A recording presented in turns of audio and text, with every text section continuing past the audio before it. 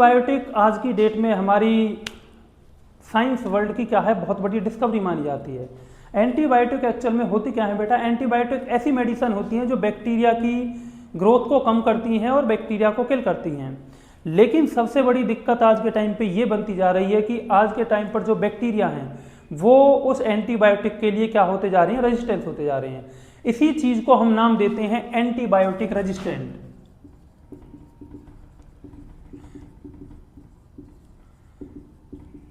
Antibiotic resistant बेटा होता क्या है कि सपोज कोई बैक्टीरिया हमारी बॉडी को इन्फेक्ट कर रहा है और हमने उसको किल करने के लिए एंटीबायोटिक कंज्यूम करी। उस टाइम पर क्या करेगा, वो एंटीबायोटिक उस बैक्टीरिया की ग्रोथ को कम करेगा और बैक्टीरिया को किल कर देगा। ये बहुत ही नॉर्मल प्रोसेस है, एंटीबायोटिक के केस में यही होता है। लेकिन दिक्कत तब बन जाती है जब हम बिना किसी प्रिस्क्रिप्शन के, बिना किसी डॉक्टर की सलाह के अपने ही मनमर्जी कुछ भी गोली कंज्यूम करते रहें और हम उस बैक्टीरिया को अपने दिमाग से क्या करें, मारते रहें कि हमें सब कुछ पता है और बिना डॉक्टर के प्रिस्क्रिप्शन के हम एवं ही कोई भी गोली लिए जा रहे हैं। और ये चीज़ क्या करती है, आगे चल के एंटीबायोटिक रेजिस्टेंट पैदा कर देती है। यानी जो बैक्टीरिया हमारी बॉडी के अंदर हैं उनके अंदर ऐसा चेंज आ जाता है, वो उस एंटीबायोटिक से फिर मरते ही नहीं है और वो हमारी बॉडी को क्या करते हैं, और ज़्यादा हार्म पहुंचाते रहते हैं।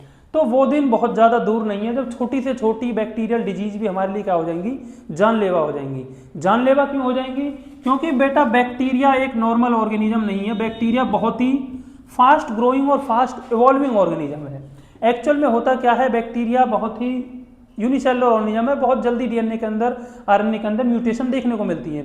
जिसकी वजह से होता क्या है, जब आप बहुत ज़्यादा मात्रा में ओवर यूज करते हैं और बिना किसी लीगल प्रिस्क्रिप्शन के एंटीबायोटिक्स का यूज करते हैं, तो कुछ बैक्टीरिया तो ऐसे होंगे बेटा, जो बैक्टीरिया क्या करेंगे, उस एंटीबायोटिक से मर जाएंगे। लेकिन जो बैक्टीरिया उस एंटीबायोटिक को सर्वाइव कर गया, उसके अंदर एक तरह का ऐसी इम्यून सेल डेवलप हो जाएंगी जो उस एंटीबायोटिक से कभी मरेगा ही नहीं। और जब वो मल्टीप्लाई करेगा तो वो अपनी ऐसी प्रोजेनी बनाएगा जो उस एंटीबायोटिक से क्या रहेगी, रेजिस्टेंट रहेगी। इसी फिनोमिनन को हम नाम देते हैं एंटीबायोटिक रेजिस्टेंट।